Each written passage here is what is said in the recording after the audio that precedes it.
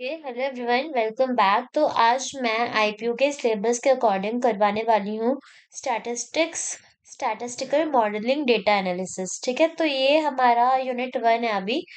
Okay, इसमें जो भी ये हमारी यूनिट है, चैप्टर है, इसमें ज्यादातर हम स्टैटिस्टिक्स के बारे में बात करते हैं, डेटा को किस तरीके से अरेंज करके स्टडी कर सकते हैं।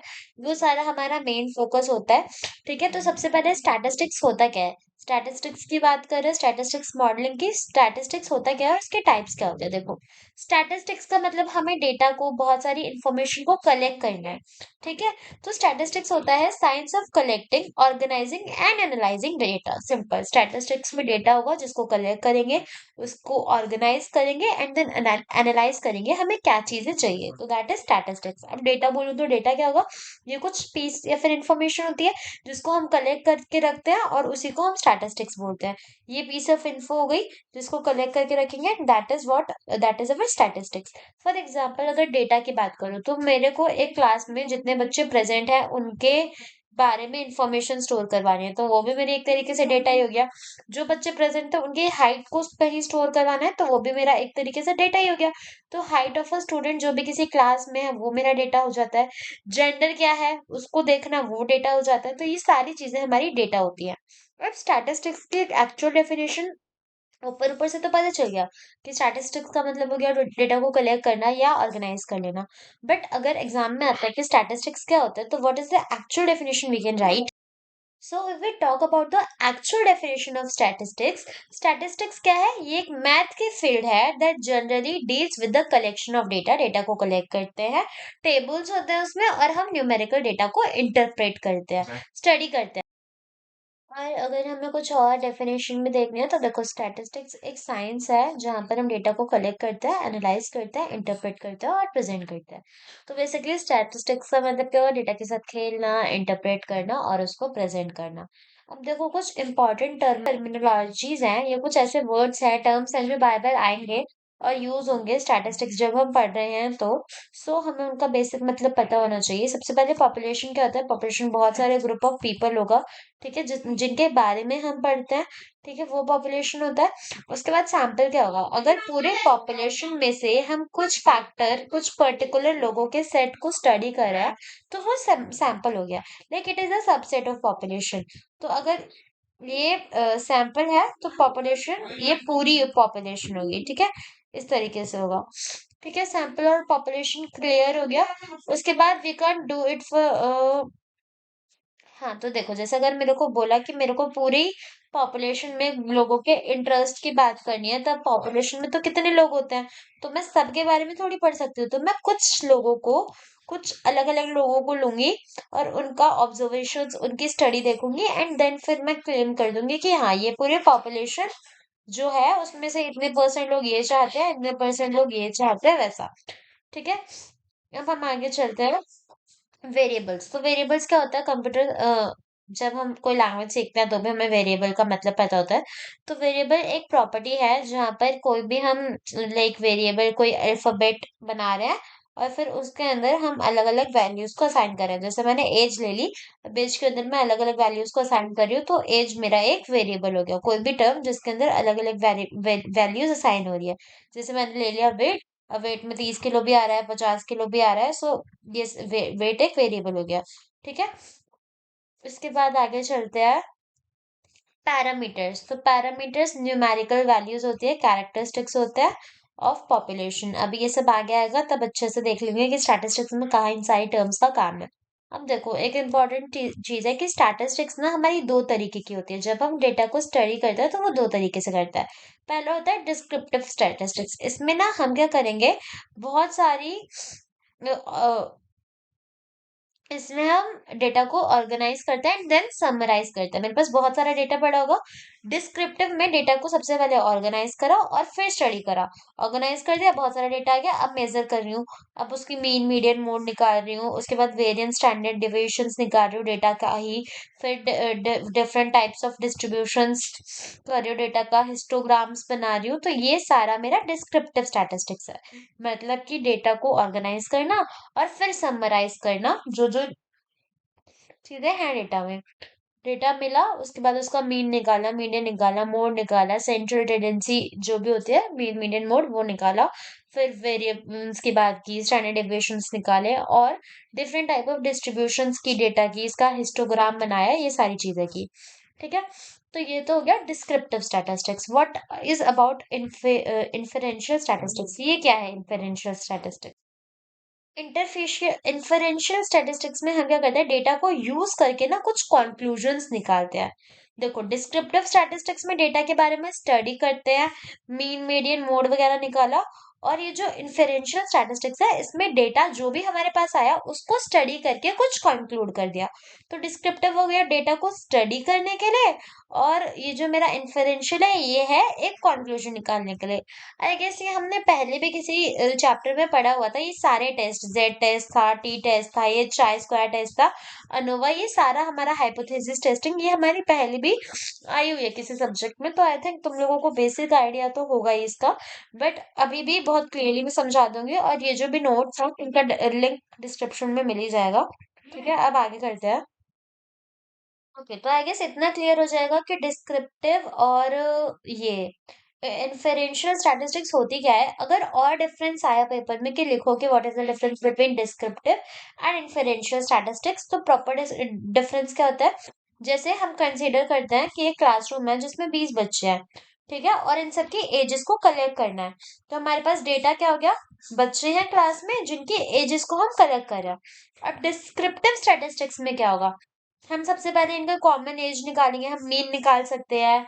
डेटा को स्टडी करके मैं मोड निकाल रही हूँ, ठीक है, डेटा को ही स्टडी करके मैं मीडियन निकाल रही हूँ। ये तो हो गया मेरा, ये तो हो गया क्या मेरा डिस्क्रिप्टिव स्टैटिस्टिक्स। इन्फरेंशियल में क्या हुआ, मैं इन एजेस को स्टडी करके एक कंक्लूजन निकाल दूं, ठीक है, एक कंक्लूजन निकाल दूं, तो वो मेरा इन्फरेंशियल स्टैटिस्टिक्स हो जाता है। जैसे मानो अगर मुझे क्वेश्चन क्या किया कि are the ages of student in the classroom, classroom के अंदर जो स्टूडेंट्स है उनकी एज क्या यूनिवर्सिटी के अंदर जितने स्टूडेंट्स है उनकी एज बराबर होगी। तो ये वाली चीज में हमें मीन मीडियन मोड ऐसा कुछ नहीं निकालना, हमें जो डेटा दिया हुआ था उसकी स्टडी करके मुझे कंक्लूजन निकालना है कि क्या ऐसा हो सकता है कि जो क्लासरूम में स्टूडेंट्स है और जो यूनिवर्सिटी में स्टूडेंट्स है दोनों की एज सेम है। ये हो जाता है इन्फेरेंशियल। और डिफरेंस देख सकते हो, तो डिस्क्रिप्टिव स्टैटिस्टिक्स में क्या होता है, if we use data that provide description of population either through numerical calculated graphs और टेबल्स, मतलब डिस्क्रिप्टिव मतलब डिस्क्रिप्शन दे रहा है, जो भी डेटा मेरे पास आया उससे मैं कुछ डिस्क्रिप्शन दे रही हूँ, ठीक है, कुछ मेजर्स निकाल रही हूँ, सेंट्रल टेंडेंसी निकाल रही हूँ, वेरिएबिलिटी निकाल रही हूँ, तो ये सारा डिस्क्रिप्शन डिस्क्रिप्टिव स्टैटिस्टिक्स हो गया। ठीक है, अब सेंट्रल टेंडेंसी होती क्या है, सेंट्रल टेंडेंसी किस में निकालते हैं हम, डिस्क्रिप्टिव डिस्क्रिप्टिव स्टैटिस्टिक्स में। मैं शॉर्ट में डीएसी लिख रही हूँ, सॉरी डीएस लिख रही हूँ, स्टैटिस्टिक्स। तो निकालते किस में, डिस्क्रिप्टिव स्टैटिस्टिक्स में। और जो सेंट्रल टेंडेंसी होती है उसके अंदर आता क्या क्या है, मीन मीडियन मोड, ये तीनों चीजें सेंट्रल टेंडेंसी में होता है। अगर कभी क्वेश्चन आया, डेटा दे दिया बहुत सारा और बोला कि सेंट्रल टेंडेंसी निकालनी है इसकी, तो क्या क्या निकालना पड़ेगा, मीन निकालना पड़ेगा, मोड निकालना पड़ेगा, मीडियन निकालना पड़ेगा। सेंट्रल टेंडेंसी होती क्या है, ये यूज वो करते हैं हम किसी भी चीज के सेंट्रल पॉइंट या एक वैल्यू को निकालने के लिए। यानी एक, जैसे मुझे बहुत सारा डेटा दिया, मैं उसका एक सैंपल सेट निकाल के उसके बारे में पर्टिकुलर वैल्यूज निकाल रही हूँ। तो देखो, सबसे पहले मीन की बात करते हैं। मीन होता क्या है, मीन से हमें आइडिया मिल जाता है कि मतलब mean is like a centre of a data set is located, ठीक है। मीन इसे ना एक रफ आइडिया मिल जाता है कि अगर जैसे 100 लोग हैं जिनमें से 50 को इतना मैथ्स पसंद है, तो हमें एक रफ आइडिया मिल जाएगा कि ऑन एन एवरेज इतने वाले लोगों को मैथ्स पसंद है, इतनों को साइंस पसंद है, तो वो मीन हो जाता है। लेकिन एक आइडिया मिल जाता है हमें जो भी डेटा सेट से हम निकाल पा रहे हैं, ठीक है। Mean is the most common way to measure the center of a data set, but it can actually misleading in the following situations. Mean से हमें एक रफ आइडिया मिल जाता है चीजों का, लेकिन एक्चुअली जो मीन होता है ना वो थोड़ा मिसलीडिंग हो सकता है। देखो, मीन क्या है, मीन सेंट्रल टेंडेंसी को निकालता है, एवरेज पता लग जाता है मीन से, ठीक है। देखो फॉर्मूला क्या होता है, जितनी भी सम होंगी वैल्यूज की उनकी अपॉन में टोटल वैल्यूज, ऐसे करते हैं नंबर ऑफ वैल्यूज, ऐसा करते हैं तो हमें मीन मिलता है। अब देखो मीन किस तरीके से निकाला जाता है, क्या फॉर्मूला यूज होता है और किस तरीके से ये मिसलीडिंग होता है, ये अब मैं बताती हूँ। देखो मेरे को सपोज एग्जाम्स कोर्स दिए हुए हैं और बोला कि ये एक क्लास है जहाँ पे बच्चों के स्कोर्स लिखे हुए हैं और मेरे को मीन निकालना है। मीन कैसे निकलेगा, जितनी भी वैल्यूज हमें दी हुई सबको मैं ऐड कर दूंगी, अपॉन में टोटल नंबर क्या है इसका 5 है तो 5 से डिवाइड कर दूंगी। इधर मैंने सेम चीज की, सारे नंबर्स को ऐड करा और 5 से डिवाइड कर दिया और मीन हो गया 87.6%। ठीक है, मीन हो गया 87.6%। अब यहाँ पर सैंपल मीन निकालना है, तो सैंपल मीन निकालने का क्या फॉर्मूला होता है, सबको ऐड करा डिवाइडेड बाय n। ठीक है, ये हमारा सैंपल मीन होता है। तो इसका एक और एग्जांपल देखते हैं। सपोज मुझे कार्स दी हुई है, ठीक है, उनका माइलेज दिया हुआ है और सिलेंडर दिया है, ठीक है, और मेरे को कुछ अर्थमेटिक मीन निकालना है या फिर एवरेज निकालना है। एवरेज का मतलब होता है कि हमें मीन ही निकालना है। तो यहाँ पे मुझे 3 कार्स दी, स्विफ्ट, वेरना और सेंट्रो। यहाँ पर सबका माइलेज दिया है और सिलेंडर्स दिए हुए हैं, ठीक है। अब अगर मेरे को मीन निकालना है तो जितनी भी माइलेज है मैंने सबको ऐड करा और डिवाइड किससे कर दूंगी, कितनी कार्स हैं, 3 है तो डिवाइडेड बाय 3 कर दिया और मेरे को 20.366 मिल गया। तो ये मेरे को मिल गई average mileage of each car, ठीक है। तो इस तरीके से मीन को हम निकालते हैं एवरेज निकालने के लिए। उसके बाद आता है फ्रीक्वेंसी डेटा। देखो अब मीन निकालने के दो फॉर्मूलेस होते हैं। पहला तो हम क्या कर देंगे कि जितना भी हमारे पास वैल्यूज हैं सबको ऐड कर दिया and divided by total number of जो भी है उससे डिवाइड कर दिया। उसके बाद एक और होता है फ्रीक्वेंसी डेटा। फ्रीक्वेंसी डेटा में क्या होता है, हमें टोटल नंबर ऑफ जितने लोगों ने यूज करा है उनकी फ्रीक्वेंसी दे दी जाती है एंड उसके बाद हम उससे मीन निकालते हैं, ठीक है। तो फ्रीक्वेंसी दे दी जाती है, हम उससे मीन निकालते हैं। तो सपोज क्या हुआ, हमारे पास फ्रीक्वेंसी दे दी है, एक क्लास है उसमें इतने बच्चे हैं, ठीक है। तो हमें एक फ्रीक्वेंसी दे दी कि क्लास में इतने बच्चे हैं एंड देन उनको कुछ कुछ एवरेज दे दिया।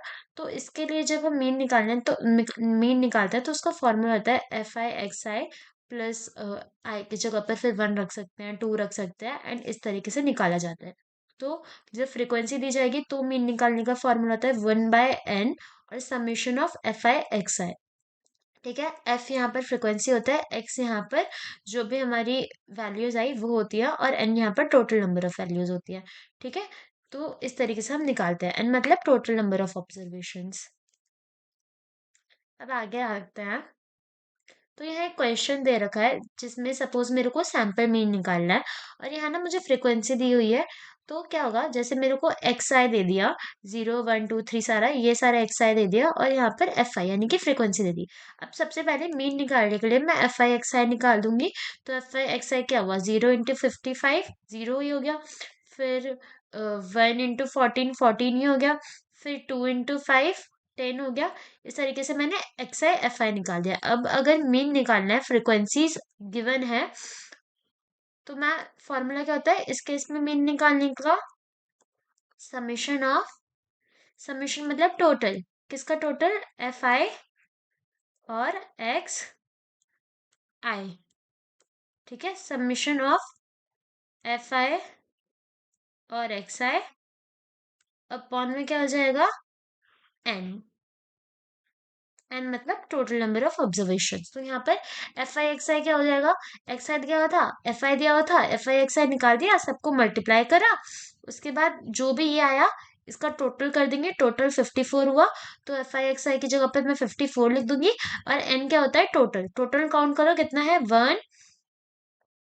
यहाँ टोटल किसका, फ्रीक्वेंसी का टोटल कितना है, 55 प्लस 14 5 2 0, इन सबको प्लस करा तो मेरा 8 आया। तो टोटल हो गया 80, सॉरी 80 आया, नॉट 8, 80 आया।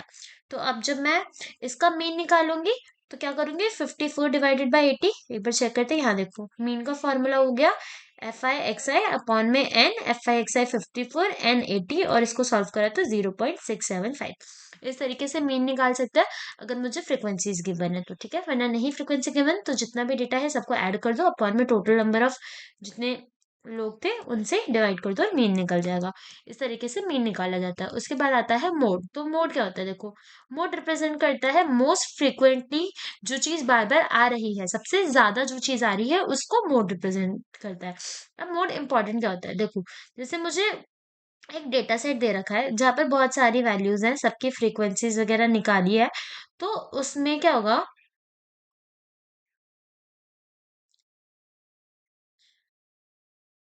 कभी कभार ऐसा होता है कि मीन और मीडियन हम नहीं निकाल पा रहे हैं, उस वजह से मोड रोल में आता है।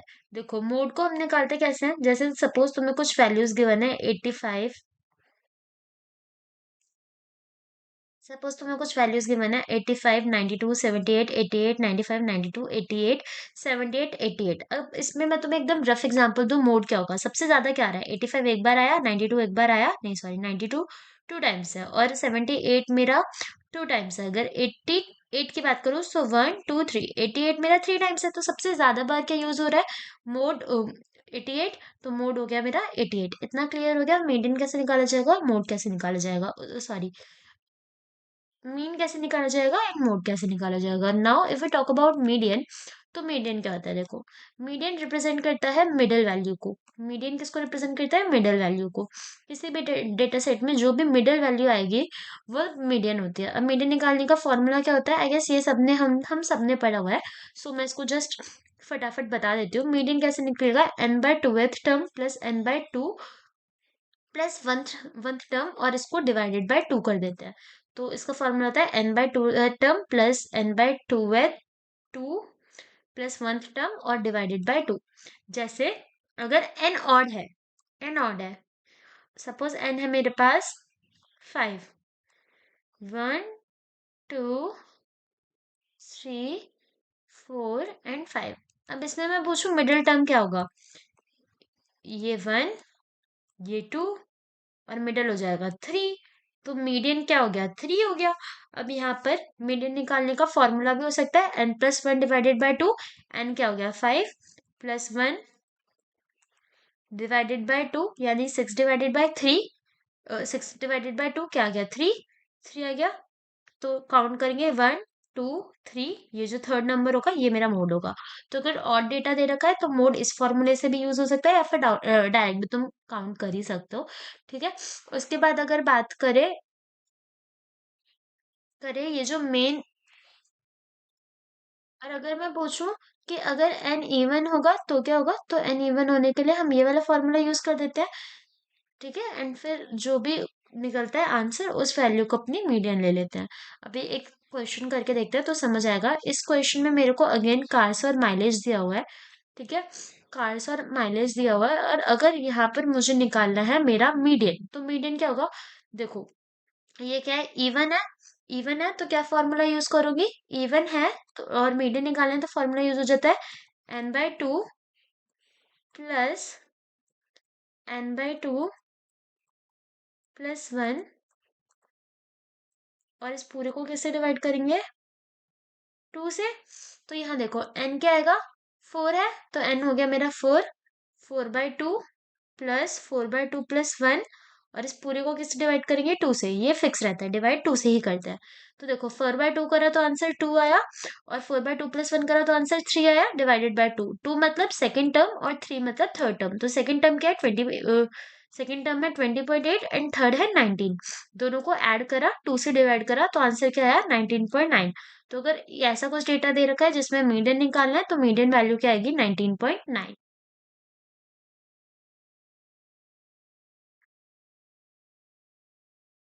उसके बाद एक और क्वेश्चन देख लेते हैं। इसको तुम खुद से भी सॉल्व कर सकते हो। डेटा दे रखा है 1 4 2 5 0, और तुम्हें मीडियन वैल्यू निकालनी है।